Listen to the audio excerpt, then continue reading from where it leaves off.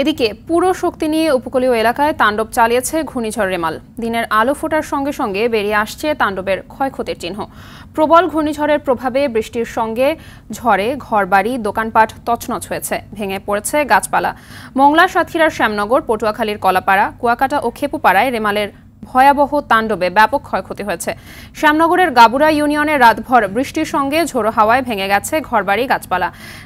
নগদে ৫০০ টাকা বা তার বেশি পেমেন্টে পেতে পারেন ঢাকায় জমিসহ ২০ কোটি টাকার পুরস্কার।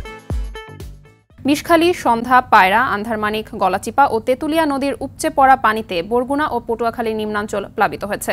বরগুনায় তলিয়ে গেছে ২৭ গ্রাম, ভেঙে গেছে বন্যা নিয়ন্ত্রণ বাঁধ। সুন্দরবনে ২ ঘণ্টা ধরে চলা রেমালের তাণ্ডবে দুবলা, কটকা, কচিখালী ও হিরন পয়েন্ট এলাকা ৭ থেকে ৮ ফুট পানির নিচে তলিয়ে গেছে। দুবলার অস্থায়ী সুটকিপল্লির কাঁচা ঘর সহ কয়েকটি বন অফিস ও টহল ফাঁড়ির রান্নাঘর সহ অফিসের টিনের চালা উড়ে গেছে। এছাড়াও সুন্দরবনের বিভিন্ন বন অফিস এলাকায় কর্মকর্তা ও বন্য প্রাণীদের মিঠা পানির একমাত্র উৎস পুকুরগুলো জলোচ্ছ্বাসের লোনা পানিতে তলিয়ে গেছে। বনের গাছপালারও ব্যাপক ক্ষয়ক্ষতি হয়েছে। ঝড়ে বিদ্যুতের খুঁটি উপড়ে পড়ে অনেক এলাকা বিদ্যুৎ বিচ্ছিন্ন হয়ে পড়েছে।